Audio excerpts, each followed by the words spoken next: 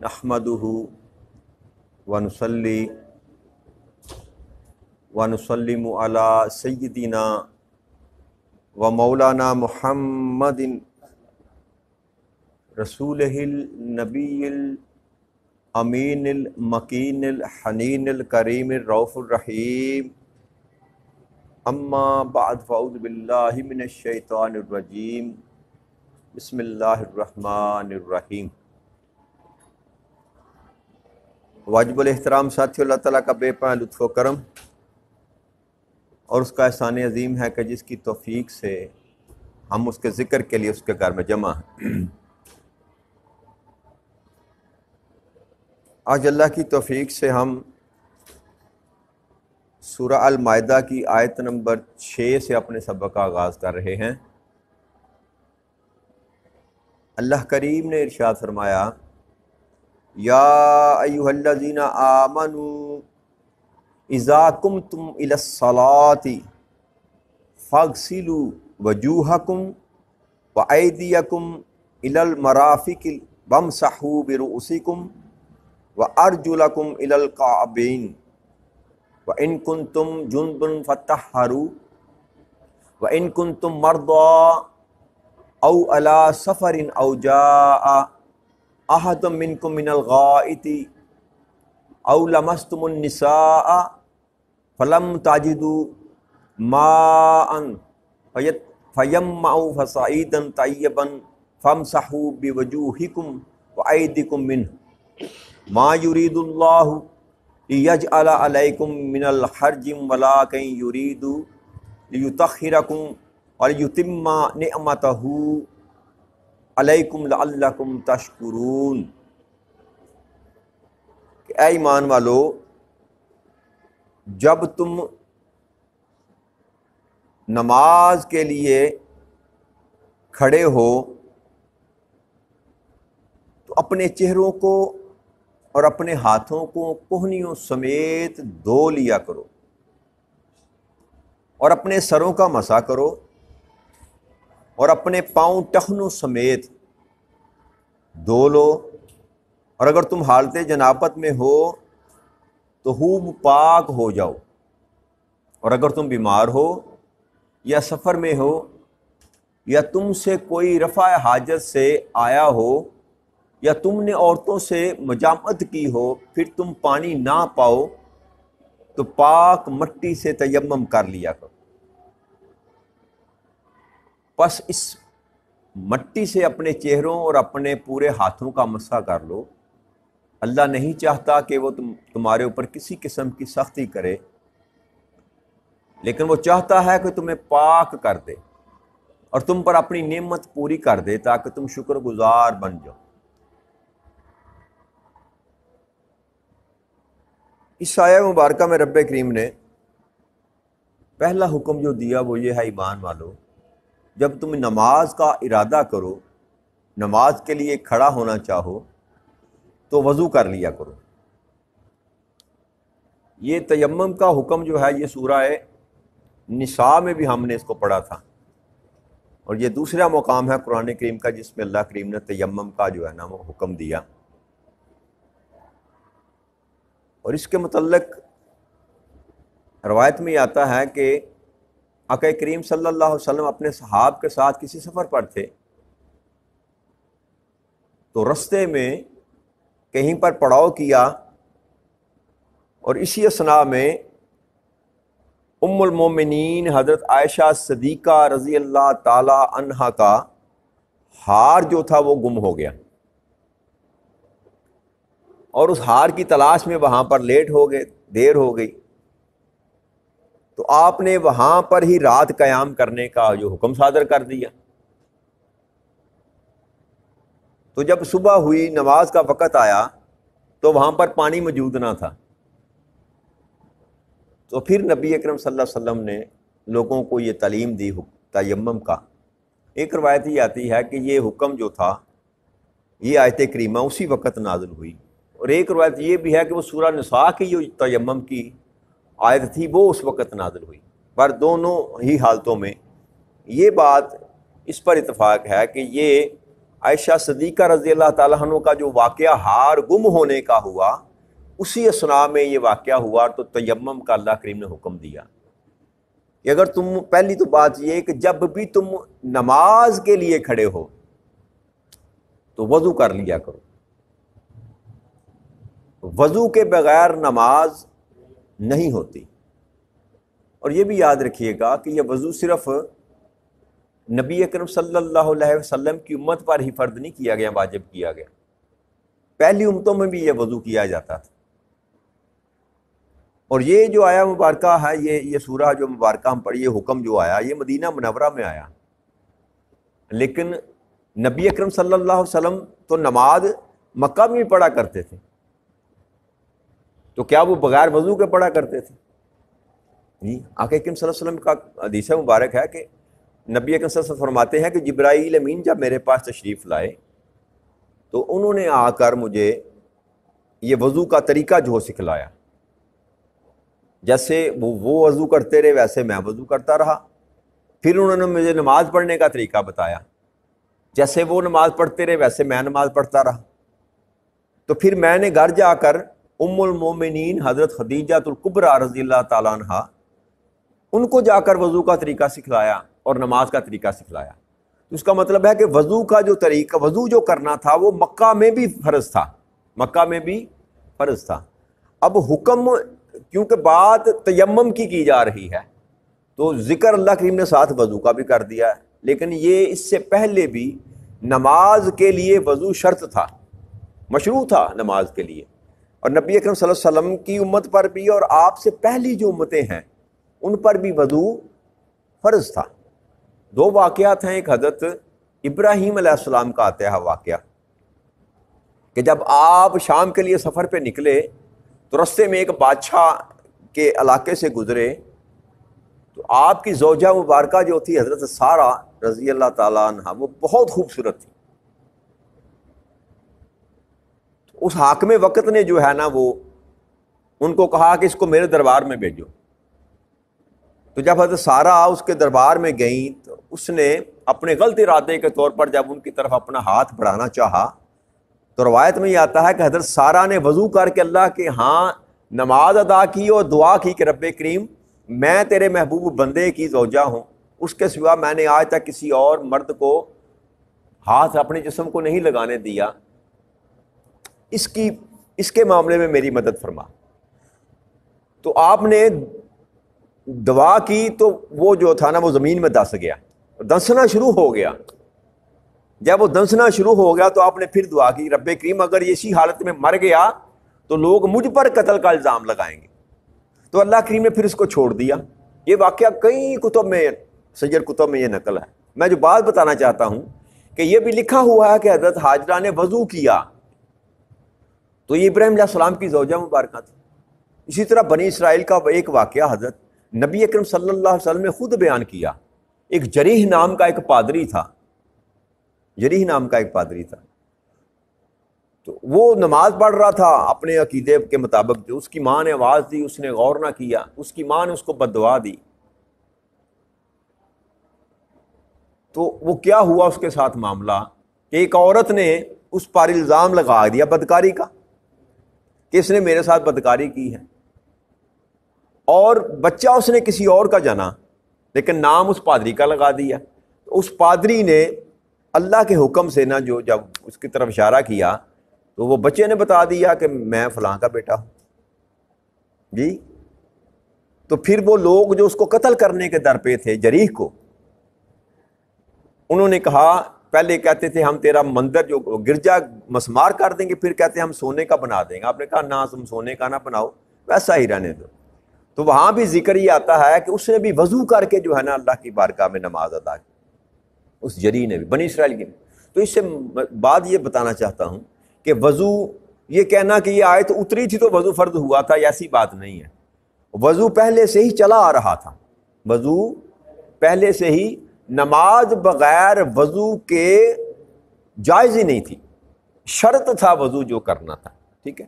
تلقین نبی اکرم صلی اللہ علیہ وسلم نے پھر اپنے صحابہ کو کی، بتایا، جیسے آپ نے بتایا، آپ نے پوچھا بھائی نماز پڑھو، تو صحابہ نے پوچھا یا رسول اللہ صلی اللہ علیہ وسلم کیسے پڑھے؟ تو آپ نے فرمایا جیسے میں کرتا ہوں ویسے کرتے چلے جاؤ۔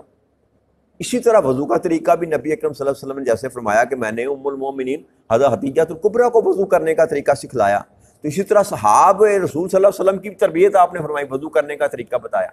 تو یہاں جو حکم رب کریم دینا چاہتا تھا وہ یہ تھا کہ اگر وضو کرنا شرط ہے، وضو کرنا شرط ہے، اگر آپ تم کسی ایسے مقام پر ہو، ایسی حالت میں ہو کہ تمہیں پانی میسر نہیں، پانی میسر نہیں، تو اس کے نعم البدل کے طور پر یہ ہے کہ تم تیمم کر لو، پاک مٹی کے ساتھ جو ہے نا وہ اپنے ہاتھوں کو اور اپنے چہرے کو، ہاتھوں کو یاد رکھیے گا، جب ہاتھوں کی بات کی جاتی ہے تو کونیوں تک، ہاتھ پانی کے ساتھ دھونے ہیں تب بھی کونیوں تک، پاؤں کا جب ذکر کیا جاتا ہے تو ٹخنوں تک، جی ٹخنوں سے اوپر چلے جائیں تو آسن ہے، ٹخنوں تک بھی کر لیں تو جائز ہے، جی پاؤں جب بات کی جائے تو ٹخنوں تک، ہاتھ کی بات کی جائے تو کونیوں تک، اگر دھونا ہے تب بھی کونیوں تک، اگر تیمم کرنا ہے تو تب بھی کونیوں تک۔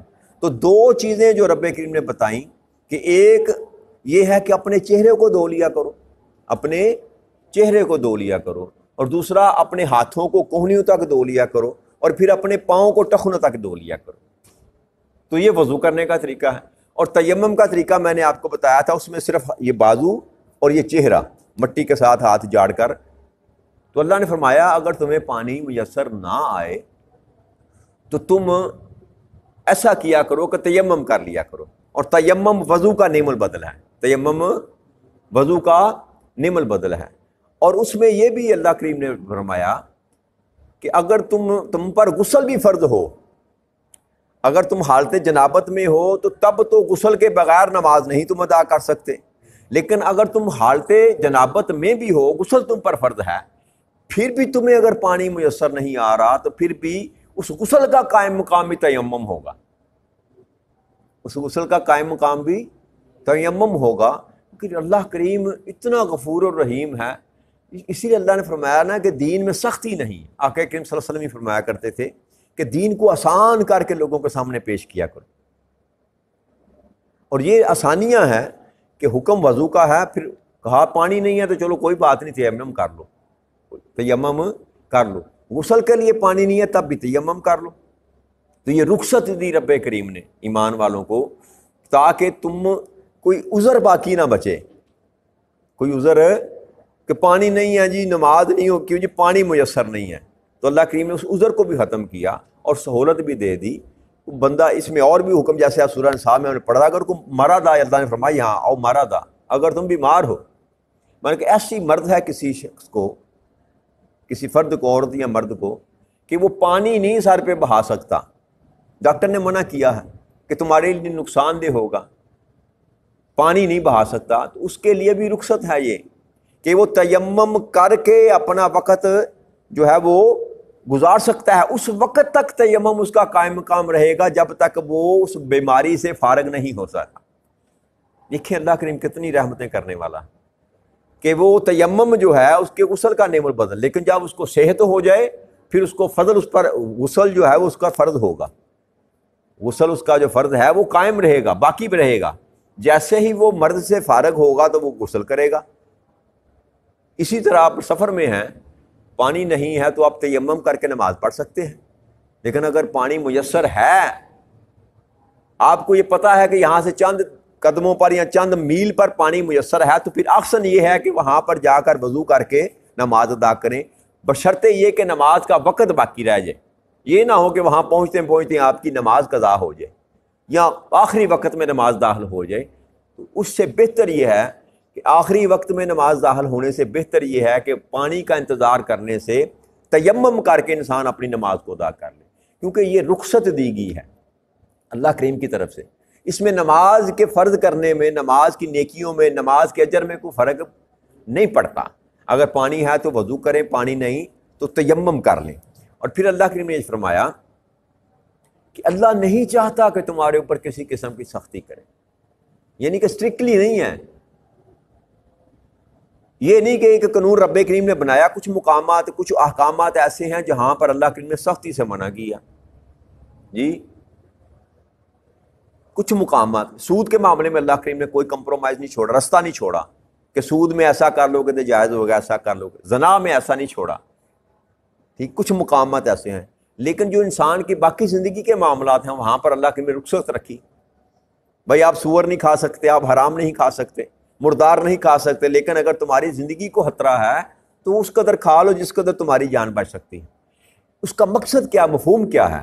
یہ جو آیت کریمہ، یہ جیسے جو احکامات قرآن کریم میں آتے ہیں اس سے نتیجہ یہ اخذ کیا جاتا ہے کہ اللہ کریم معاشرتی زندگیوں میں انسان کو تنگی نہیں دینا چاہتا.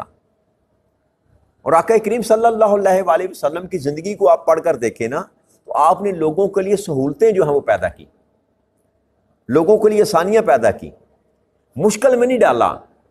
اور آپ حکم فرمایا کرتے تھے جب بھی کبھی کسی کو بھیجتے تبلیغ کے لیے تو یہ اسپیشل کہا کرتے تھے لوگوں کے سامنے آسان دین پیش کرنا،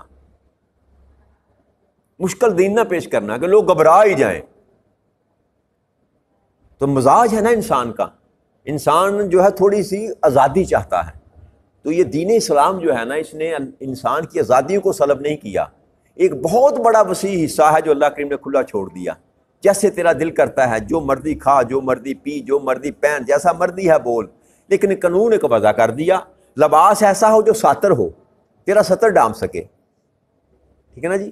کھانا ایسا ہو جو حلال ہو، حلال ذریعے سے کمایا ہو، اور جن کو حرام کیا ہے وہ نہ ہو، باقی جو مرضی کھا، جیسے مرضی کھا، ٹھیک ہے نا جی. تو اسی طرح اللہ کریم جو ہے نا یہ چاہتا ہے، اللہ فرماتے ہیں میں یہ نہیں چاہتا کہ تم پر کسی قسم پہ سختی کی جائے.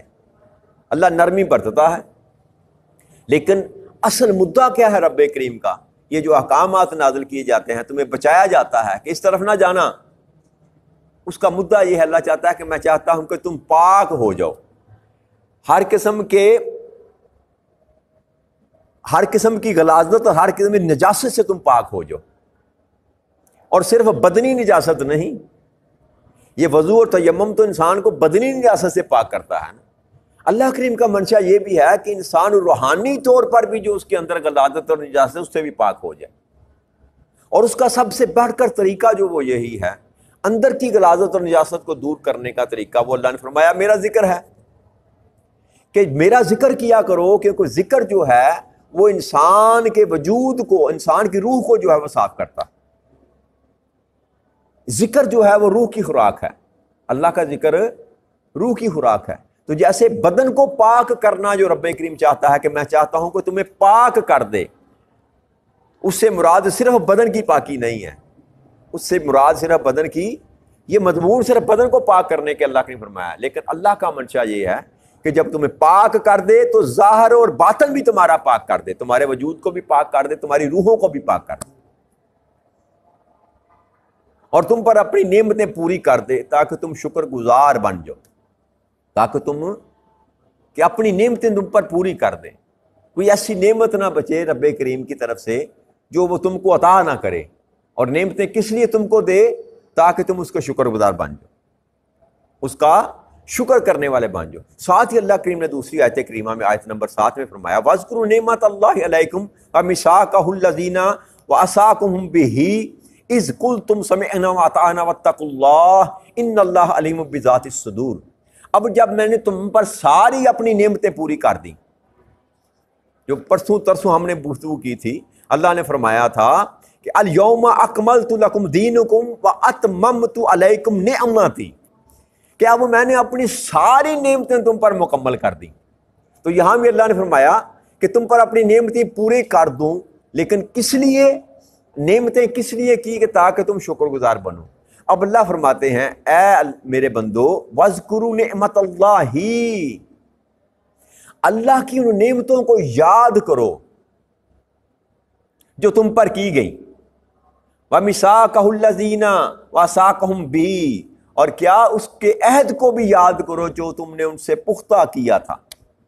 دو باتیں کی رب کریم، ایک یہ کہ جو نعمتیں تم پر کی ان کو یاد کرو. یاد کرنے کا مطلب کیا ہوتا ہے؟ یاد کی ضد جو ہے وہ بھول جانا ہے. انسان کی فطرت میں یہ چیز ہے کہ انسان بھول جاتا ہے. انسان کچھ لمحے کے لیے یاد رکھتا ہے. انسان کے ساتھ انسان نے بھی نیکی کی ہو نا تو کچھ لمحے کے لیے یاد رہتا ہے، 6 مہینے، سال، مہینے، اس کے بعد وہ اس کے احسان سے نکل جاتا ہے. اس کو پھر یاد نہیں رہتا کہ اس نے میرے ساتھ کبھی نیکی کی تھی۔ یہی معاملہ اللہ کی ذات کے ساتھ بھی ہے، ہم بھول جاتے ہیں کہ رب کریم نے ہم پر نعمتیں کی تھی۔ اللہ یاد کرا رہا ہے کہ اے بندے اللہ کی نعمتوں کو یاد کرو جو تم پر کی گئی تھی۔ اب نعمتیں کیا ہیں؟ انسان اللہ کی دی ہوئی نعمتوں کا شمار ہی نہیں کر سکتا۔ آپ اپنی زندگی میں نعمتوں کا شمار کرنا شروع کر دیں، آپ کی گنتی ختم ہو جائے گی، آپ کی سوچ جو ہے اس کی حدیں ختم ہو جائیں گی، لیکن آپ اللہ کی نعمتوں کا شمار نہیں کر سکتے۔ صرف اپنے وجود پر ہی اگر غور کر لیں تو اپنے وجود کے اندر جو اللہ کریم نے آپ کو نعمتیں عطا فرمائی ہیں وہ بھی، اس کا بھی آپ شمار، فَبِأَيِّ آلَاءِ رَبِّكُمَا تُكَذِّبَانِ، تم کون کون سی نعمتیں ہیں جن کو جٹلاؤ گے۔ تو نعمتوں کا جو اللہ نے ذکر کیا تو انسان کسی بھی حال میں اللہ کی نعمتوں کو شمار نہیں کر سکتا۔ اللہ کریم یہ چاہتے ہیں کہ یاد کرو وہ نعمتیں جو میں نے تم پر کی تھی۔ یاد کرانے کا مقصد یہ ہے، اوپر جو اللہ نے فرمایا نعمتیں پوری کر دیں کس لیے کہ تم شکر گزار بن دو۔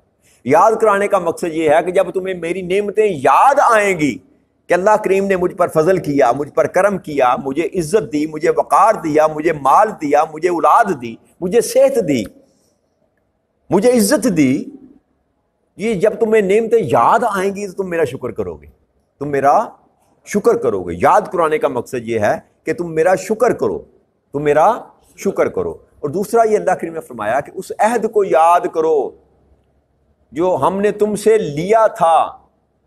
اب اس عہد میں بھی دو تین باتیں ہیں۔ ایک عہد تو وہ تھا جو اللہ کریم نے جب ساری روحوں کو پیدا کیا تو اللہ کریم نے آدم علیہ السلام سے لے کر آخری انسان جو اس دنیا میں آئے گا اس شخص کی تمام ارواح کو اکٹھا کر کے ان سے عہد لیا تھا، الست ربکم، کیا میں تمہارا رب نہیں ہوں؟ جی، تو سب نے کہا تھا قالوا بلا، کیوں نہیں۔ ایک عہد وہ تھا کہ سب نے، اس سب عالم ارواح نے، سب نے اللہ کو اپنا رب ماننا تھا۔ ایک عہد تو وہ اللہ کہتا ہے وہ عہد جو تم نے پکا میرے ساتھ کیا تھا کہ میں ہی تمہارا رب ہوں، اب اس عہد کو پورا کرو، میرے سوا کسی اور کی عبادت نہ کرو۔ ایک عہد یہ ہے۔ ایک عہد جو بنی اسرائیل سے رب کریم نے لیا کہ تم تورات پر ایمان لاؤ گے، موسیٰ علیہ السلام پر ایمان لاؤ گے، اس کے بعد جو میرا محبوب آنے والا ہے آخر الزمان نبی بن کر، اس پر ایمان لے کر آؤ گے۔ یہ یہود سے بھی عہد لیا گیا اور عیسائیوں سے بھی عہد لیا گیا۔ تو خاص پرائے میں ان سے بھی ایڈریس کیا جا رہا ہے کہ اس عہد کو بھی یاد کرو جو تم سے لیا گیا تھا کہ میرا محبوب آئے گا تو تم اس کو مانو گے، اس کو مانو گے۔ اور تیسرا عہد جو ہے وہ ایمان والوں سے، کہ جب بندہ داخل ہوتا ہے ایمان میں تو اللہ کے ساتھ عہد کرتا ہے کہ ہم اللہ کی بھی اطاعت کروں گا اور اللہ کے رسول کی بھی اطاعت کروں گا۔ اسی کو ایمان کہتے ہیں نا، اطیعوا اللہ و اطیعوا الرسول، یہی حکم ہے اللہ کا، اے ایمان والو میری بھی اطاعت کرو اور میرے رسول کی بھی اطاعت کرو۔ تو ایمان کا تقاضا یہ ہے کہ اللہ کی اطاعت، اللہ کے رسول کی اطاعت کی جائے۔ تو اللہ کہتا ہے وہ بھی وعدہ پورا کرو نا جو تم نے کیا تھا میرے ساتھ کہ اے مولا ہم تیرے بھی تابع دار رہیں گے اور تیرے محبوب کے بھی تابع دار رہیں گے۔ تو تینوں ہی مقامات پر جس پیرائے میں بھی اس بات کو لیں، جو بھی عہد اللہ کریم کروانا چاہتا ہے، جو بھی وعدہ ہم نے رب کریم کے ساتھ کیا ہے، اللہ برطور یہ چاہتا ہے کہ اپنے اس وعدے کا اس کو ایفا کرو، وہ پورا کرو۔ کون سا وعدہ؟ اللہ کریم فرماتے ہیں تم نے یہ وعدہ کیا تھا، کیا قل تم سمعنا واطعنا، تم نے یہ کہا تھا کہ ہم نے سن لیا اور ہم نے اطاعت کی۔ ہم نے سن لیا اور ہم نے سن بھی لیا اور ہم نے مان بھی لیا۔ اطاعت کرنے کا مقصد یہی ہے، بات تیرے محبوب سے ہم نے سن لی اور ہم تابع دار بن گئے۔ اللہ کہتا ہے اب جو تم نے وعدہ کیا تھا نا، اپنی زبان سے اقرار کیا تھا، ہم نے سن بھی لیا اور ہم نے مان بھی لیا، اب اس وعدے کو پورا کرو، اب اس وعدے کو پورا کرو۔ اور پھر فرمایا اللہ کو نے واتقوا اللہ، اور یہ یاد رکھو اللہ سے ڈرتے رہا کرو، اللہ سے۔ ان اللہ علیم بذات الصدور، بے شک اللہ سینوں کے اندر چھپے ہوئے پوشیدہ رازوں کو بھی خوب جانتا۔ کہ یہ اوپر اوپر والی جو بات ہے نا، جو ہمارے اندر دار آئی ہے کہ ہم اوپر اوپر سے مسلمان ہیں، اوپر اوپر سے مسلمان ہیں، اندر ہمارا ایمان داخل نہیں ہوتا۔ اسی سبب سے ہے کہ ہم دنیا میں نالاں ہیں، پریشان حال ہیں، پشیمان ہیں، کامیابی ہماری طرف بڑھتی نہیں یا ہم کامیابی کی طرف نہیں جا رہے، اس کا سبب یہ ہے جو اللہ کریم بار بار کہتا ہے نا کہ میں وہ ہوں جو تمہارے دلوں کے اندر چھپے ہوئے رازوں کو جانتا ہوں۔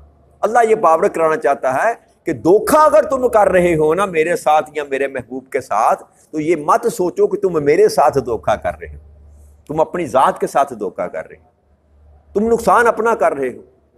تو یہ بات انسان کو سمجھ جانی چاہیے کہ اگر ہم ایمان والے ہیں اور ایمان میں پختہ ہیں اور اللہ کے رسول کی تابع داری حقیقتاً کرتے ہیں، تو اس میں ہمارا اپنا فائدہ ہے، رب کریم کا کوئی فائدہ نہیں ہے۔